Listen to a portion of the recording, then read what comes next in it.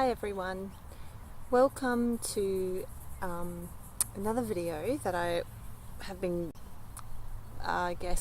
feeling urgently needs to be spoken about this subject, and I'm really hoping that the sound is okay because I'm in a park, but you know what the big cities are like, there's a lot of traffic around, so forgive me if occasionally there's a loud sound, but I'll do my best to speak up and make it clear. So the topic today that I really wanted to talk about was, I guess it's, in my mind it's called attachment trauma, but I also realise that this issue is often correlated with a diagnosis of borderline personality disorder. So for any people out there that have that disorder, this video might be for you, as well as other trauma-associated disorders like dissociative identity disorder, which is another diagnosis that I had for a while, and PTSD, post-traumatic stress disorder, personality disorders, sometimes more of really it could be anything. I'm thinking of the psychotic disorders that get called schizophrenia or bipolar. I realise now I'm listing every single disorder there is, and that's, I guess, because I feel like attachment disorder could apply to any of them, and of course applies to lots of people without these diagnoses. I'm not even a big fan of diagnoses, so forgive me for even using the terminology, but I just wanted to, in case there's viewers out there who use that language themselves for their experience, or have just recently been diagnosed or know somebody with that diagnosis. So it's important to clarify that this video is very much for you. So attachment disorder is often I guess it comes to light for people who have the diagnosis of borderline personality disorder, because it's recognised that that disorder originates in childhood, when the foundations of the personality are being created. So it's one of the maligned disorders, which when people receive that diagnosis, they are often really freaked out by it. I know when I got it myself, I had previously had a diagnosis of schizophrenia, and I was actually happier with that than the diagnosis of borderline. I went through several weeks of total inner chaos after, my psychiatrist didn't even want to tell me. In fact, he'd written it on a letter to a doctor, a GP, as a referral, and I read the letter and saw the diagnosis and flipped. At the time I was hearing voices, so I had a kind of dissociated aspects of the self that were very loud and vocal in my head and seemed to have a life of their own, and they feasted on this new bit of information, this diagnosis, and basically used it to tell me how bad I was and how I was manipulating and attention seeking and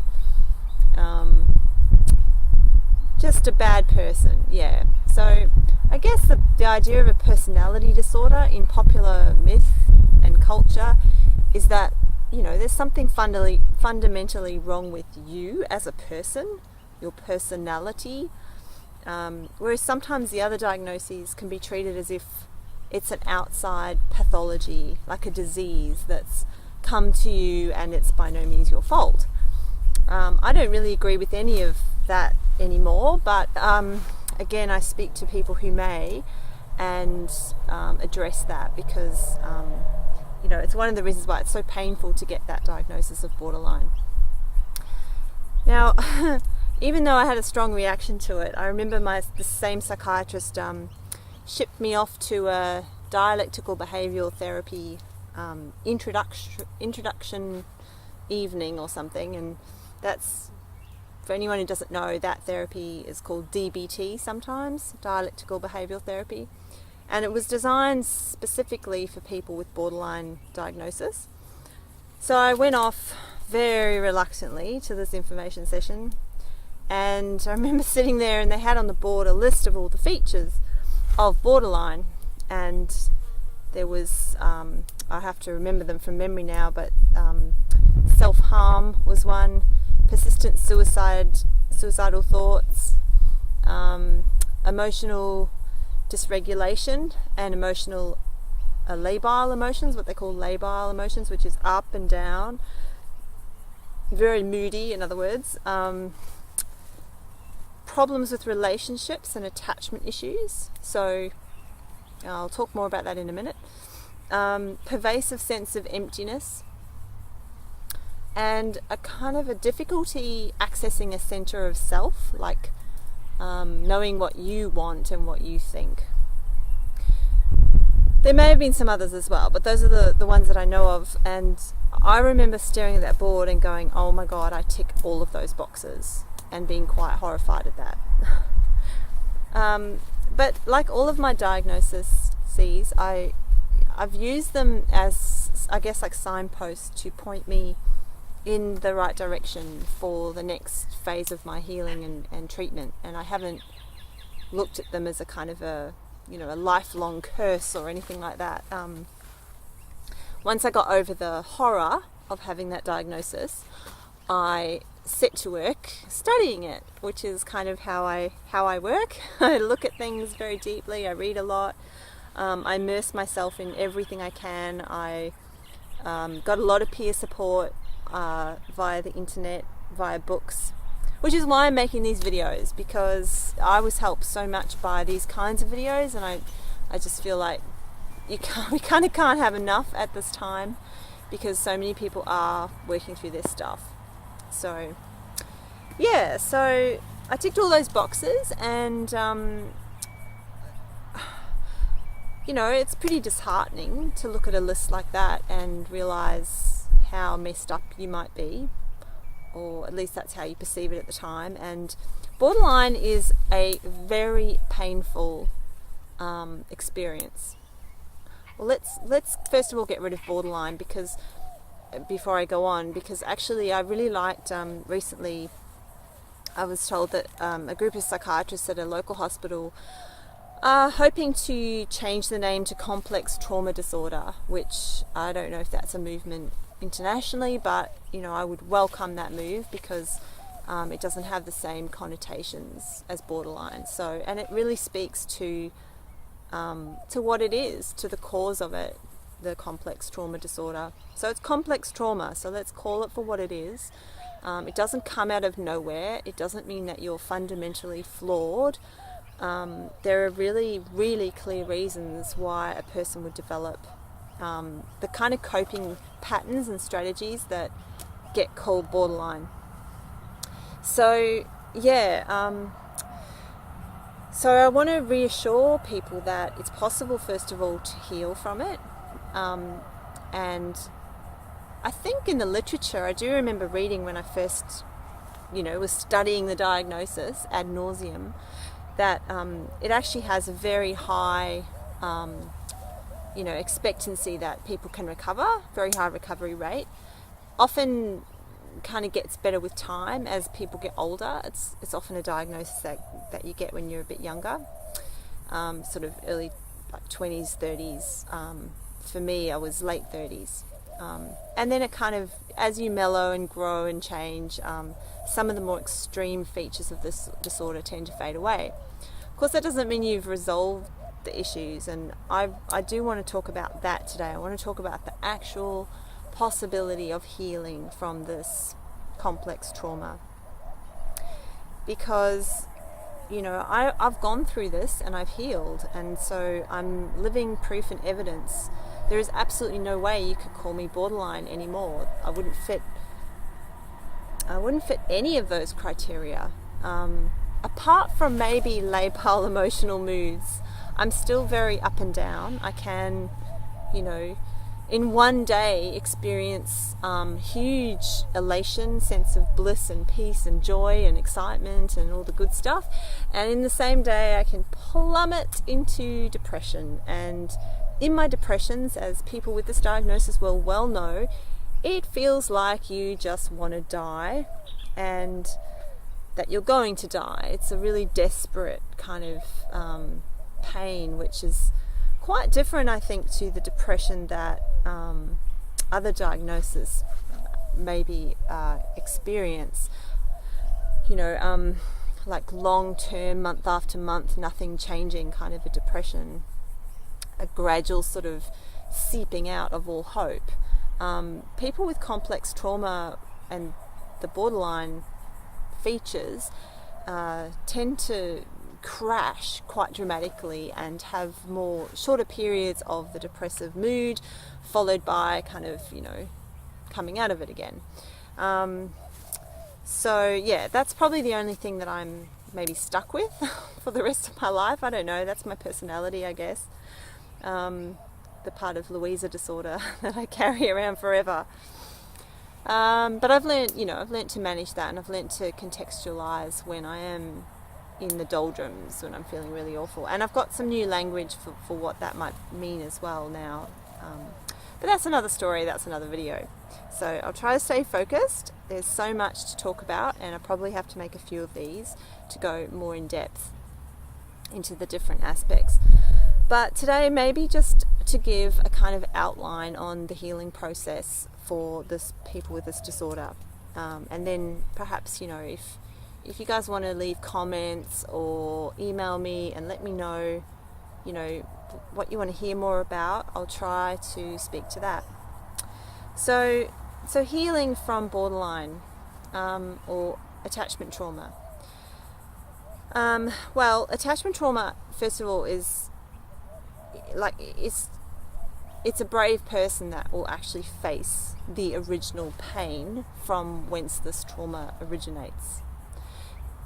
It's easy, I guess, or well, when I say easy, I mean we do it unconsciously. It's not like consciously choose to have all these self-destructive habits like self-harm or addictions or overworking. But it is true that people with this disorder tend to be like that. They're quite reckless. They are always seeking relief from, I suppose, the emotional pain. But because this starts when you're very young, it gets inscribed and embodied into the body. So the pain, the memory, the trauma becomes very much a part of your body, your physical body. So you will be probably a very tense person, really anxious, find it hard to relax, easily stressed, hypervigilant, always on the lookout for danger. And usually that's associated with people. So you will probably have become very adept at reading people. You might not get that accurate because your own fear is such a filter that you might perceive things that perhaps aren't a threat. So your mind is kind of reading for threat and often over-interpreting whether it is a threat or not. So an example would be, with attachment disorder, people that when you tend to form relationships later in life, you'll see rejection everywhere. You'll see the people that you really want closeness with, you'll kind of be reading them all the time for abandoning you, for any sign that they don't care. And the reason for that is because you've deep inside, there's this core wound, which is the wound of attachment trauma.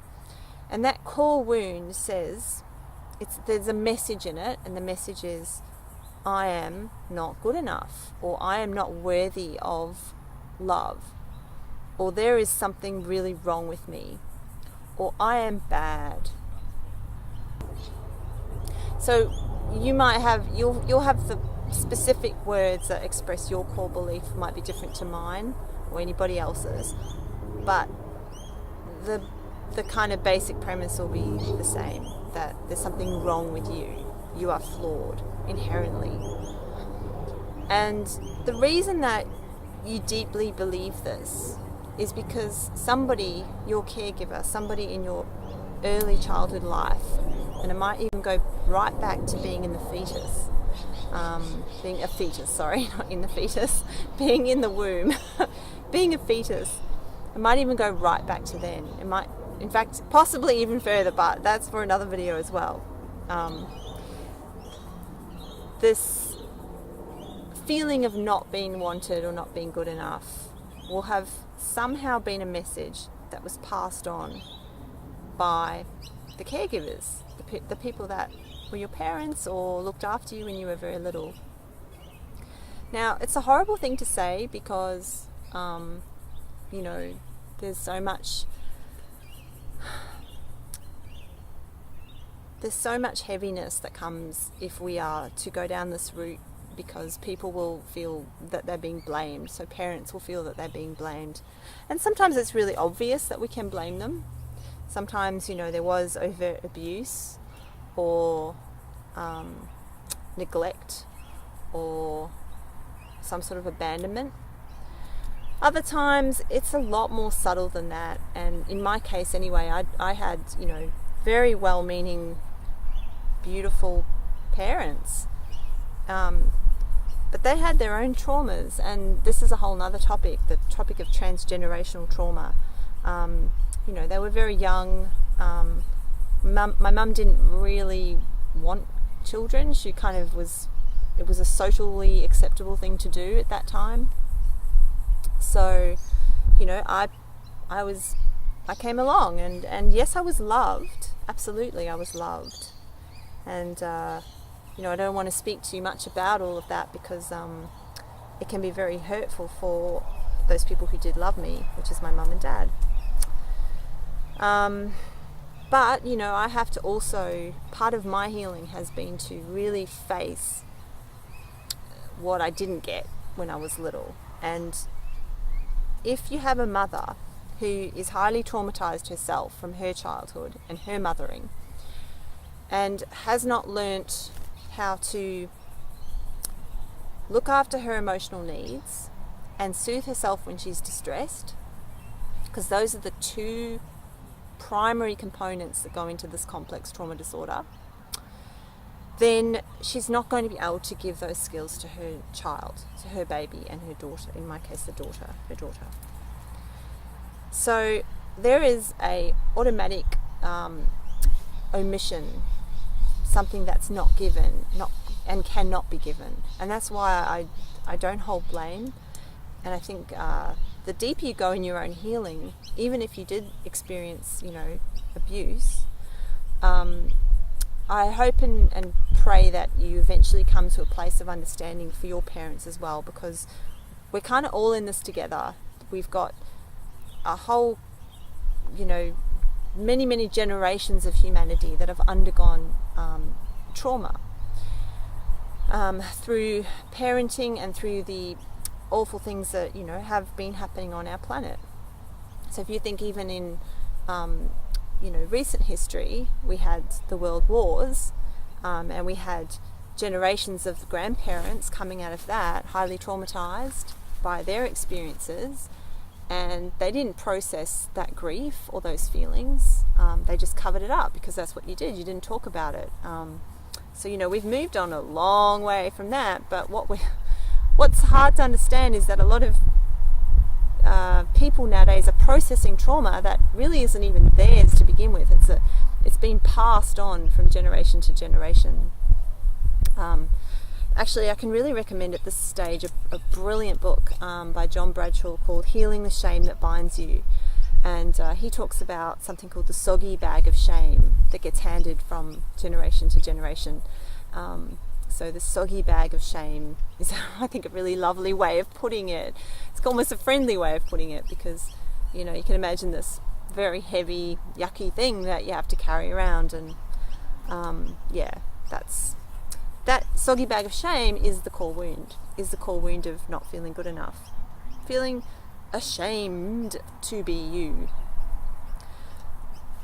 Now, it might be that no one ever said to you, you are bad, you know, you are not worthy, you are unlovable. In fact, you might have been given, on the surface, beautiful words, told beautiful things.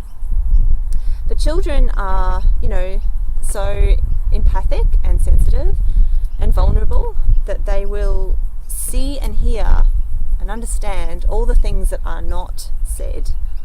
So they will see what is not being seen by the adults. They will hear messages underneath words. They will pick up when, maybe they have a need, they're distressed, they're crying, and they'll pick up the energy of the parent who can't respond to that need, who can't look after that little person in that moment, who fobs them off, who, all the little slights and hurts and humiliations that happen to a child, which previous generations have kind of gone, oh, that's just normal. That's, it'll toughen you up and all the rest of it. But look at what it's done, really. We have mounting mental illness statistics. We have, very unhappy people on this earth at the moment. Those that haven't resolved these traumas, very unhappy. There's multiple reasons for that, but one of them is this upbringing, this traumatizing upbringing that we've experienced.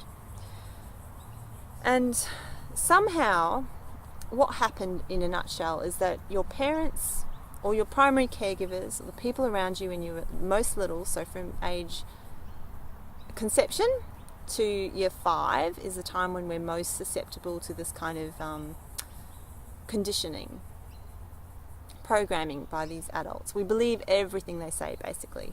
They are our gods. So in that time, you would have been given messages that parts of you are okay, and those parts are usually the good girl, the good boy parts, and you would have been given messages that parts of you are not okay. And for a lot of us, that was our negative emotions were not okay to express. They were received with disdain, all the way from disdain or slight invalidation through to total punishment if we express them. So for a lot of kids, being angry was not okay. Anger was not tolerated in my house, and I felt like if I did try to get angry, I would just get punished for that. Not in a abusive way, but more in a we reject you from the tribe way, shutting, isolating, that kind of thing. Even just a parent withdrawing their love from a child to punish them, so silent treatment, stonewalling, that kind of thing, that is also a form of emotional neglect and potentially abuse. And if you think back to those little things in your memory of your childhood, there will be memories in there of this kind of thing. That times when you felt really hurt by these gods that were looking after you, and you kind of, like, your adult logical brain thinks, I should just be over this, like, that's silly, why worry about that, it was just a moment in time.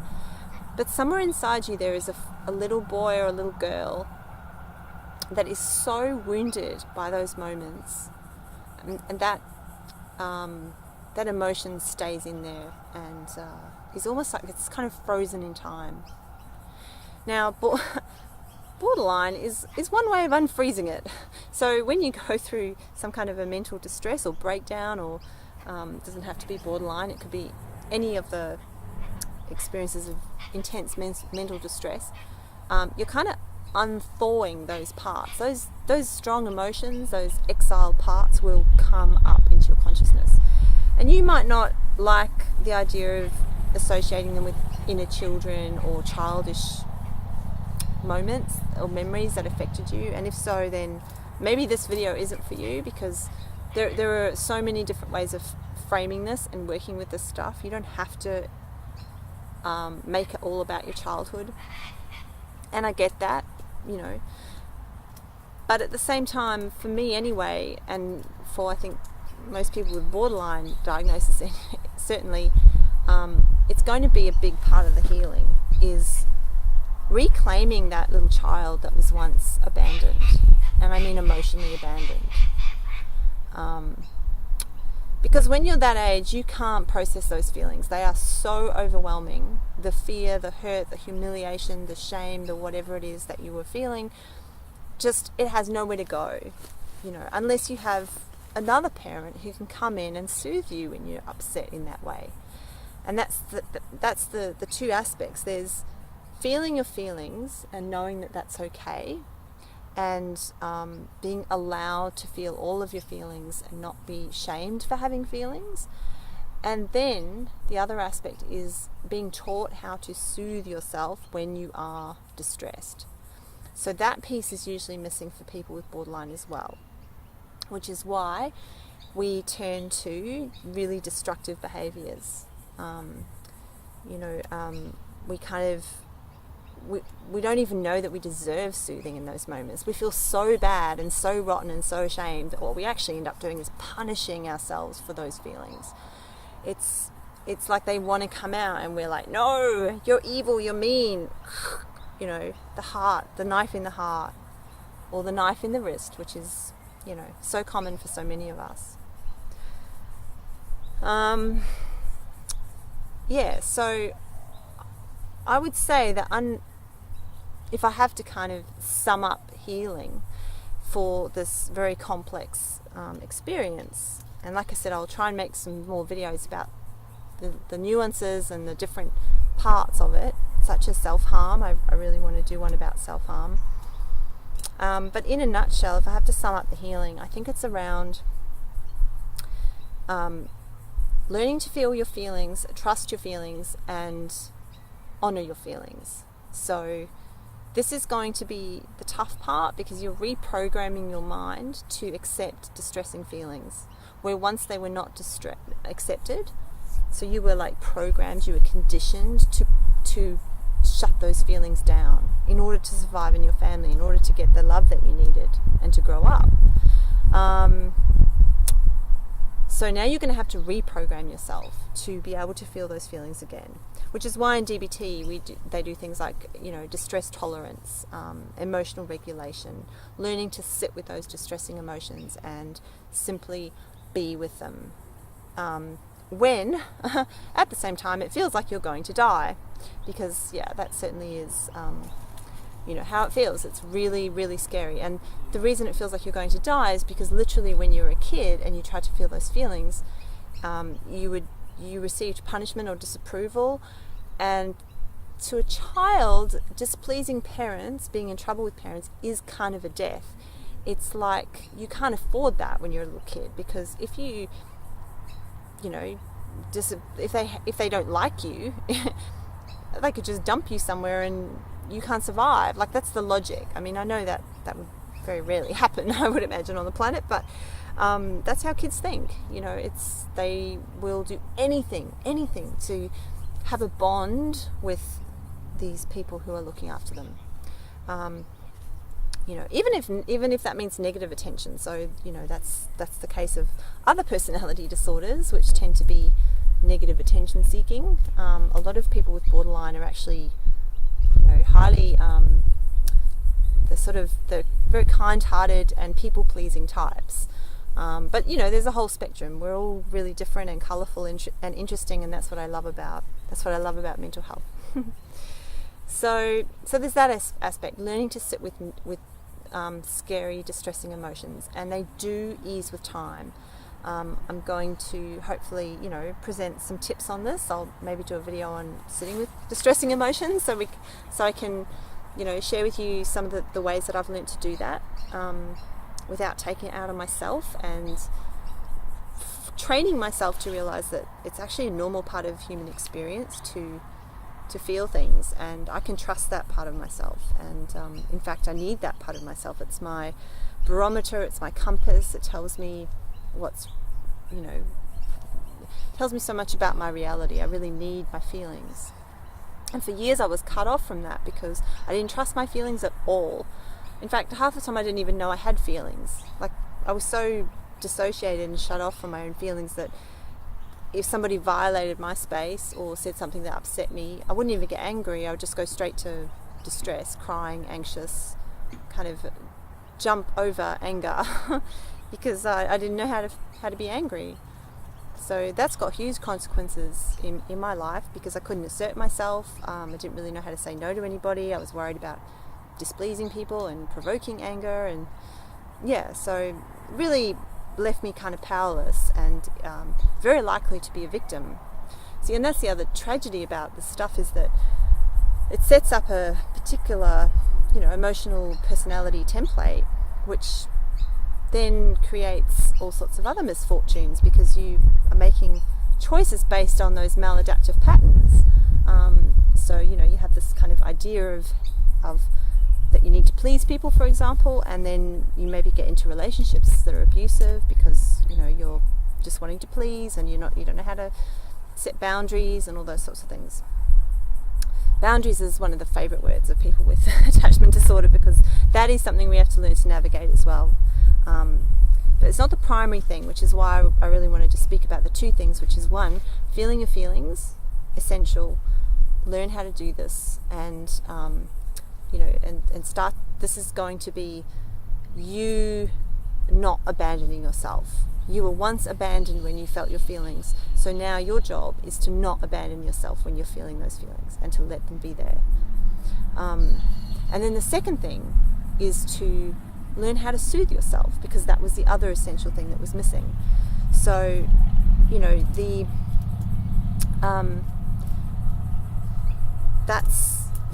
that just has to be learned. It's kind of like a skill, which initially will make you probably want to puke, because there's a part of you that is taking on the role of that original parent or caregiver that didn't want that distressing child, didn't want you to be the way you were.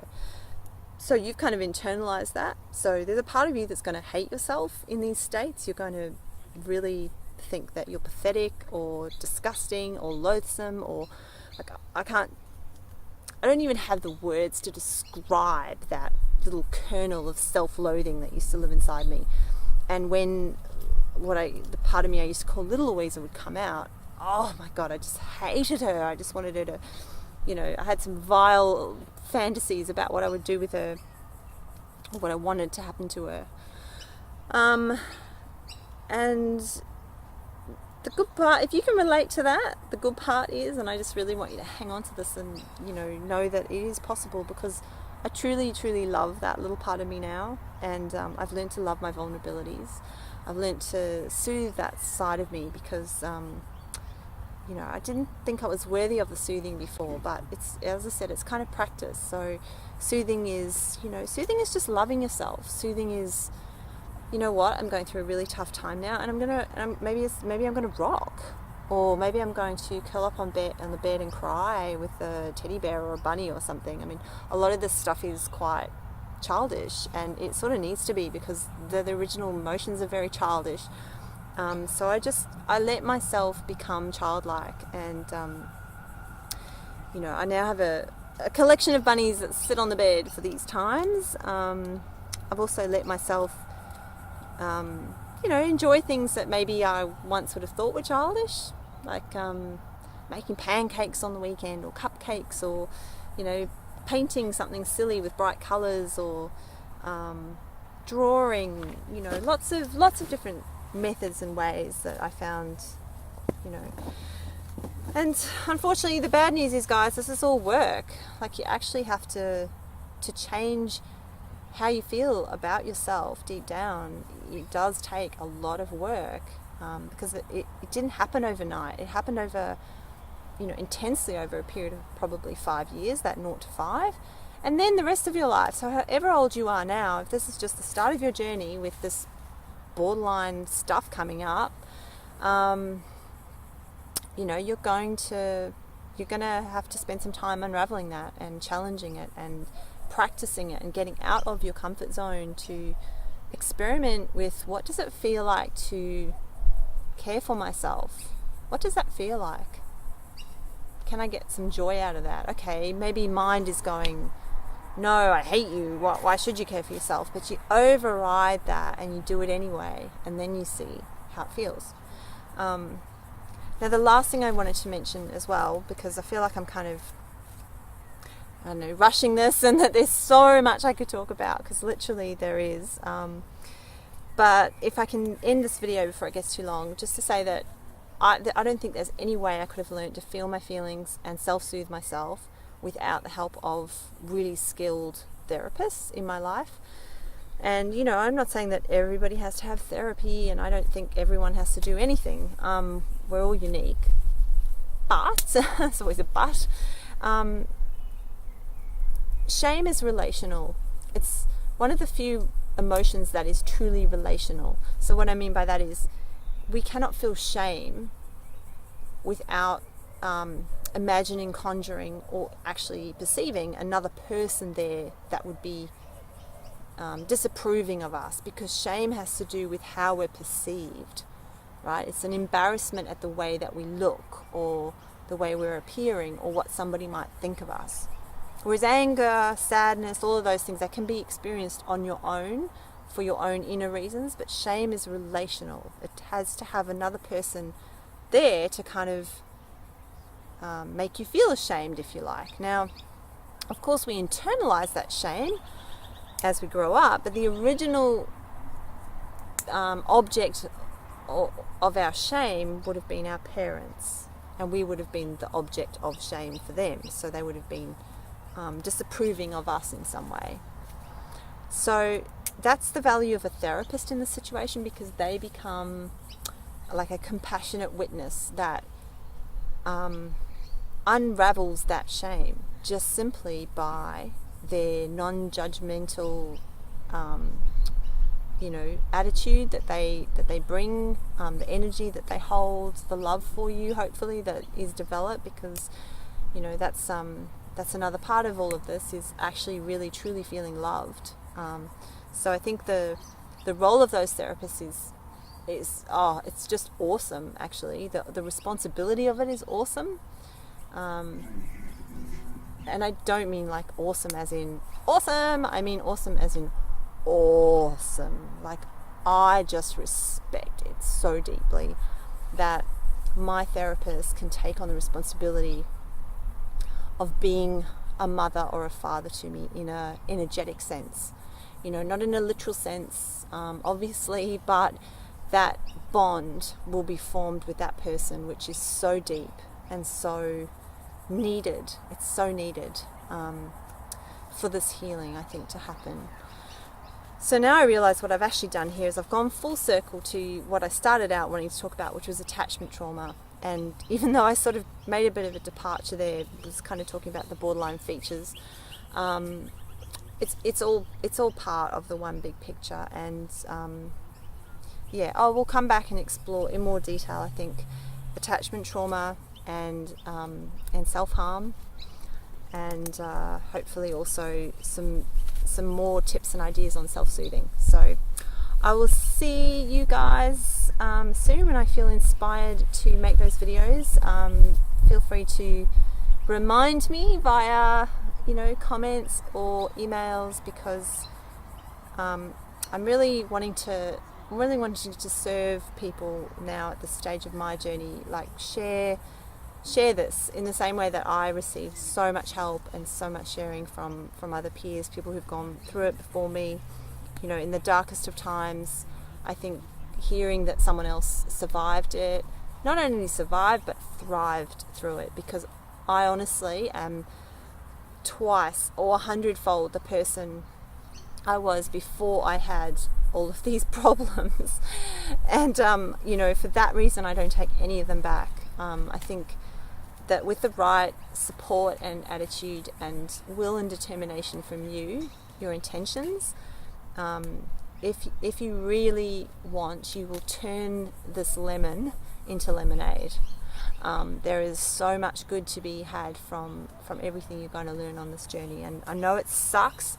I know it feels unfair that you have to do it, that you were deprived of certain things when you were a kid, and it isn't fair now that you have to fix all that, right? And it isn't fair that you have to maybe have a therapist that you can only see once a week and she's not there the rest of the time, or that you have to pay for it, or all of those things which don't feel fair. But that's a feeling, so sit with it. Sit with the feeling of not being fair. Sit with the feeling of frustration. Sit with the anger. Let yourself feel all of it and any of it, and whatever comes up, that's what you love. That's what you work on soothing.